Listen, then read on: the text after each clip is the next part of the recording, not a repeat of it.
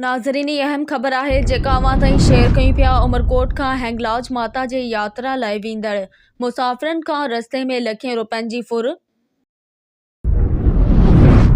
जी नाज़रीन, ये अहम ख़बर आहे जेका अवां ताईं शेयर कयूं पिया। उमरकोट खां हिंगलाज माता जे यात्रा लाइ वेंदड़ मुसाफ़िरनि खां रस्ते में लखें रुपयनि जी फुर। इन हवाले सां असांखे ज्वाइन कयो आहे यूसुफ अस्कर मंगरियो। जी यूसुफ, कहिड़ा तफ़सील आहिनि, आगाह कजो।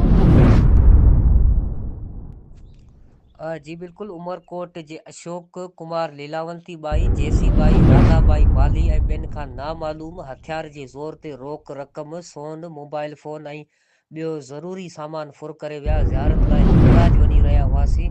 कराची मलीर गोटाप थाणे जी हद अटक पुल मेन रोड ते टे नामालूम हथियारनि सां गाॾी रोके रोक रक़म, क़ीमती सामान फुर करे विया।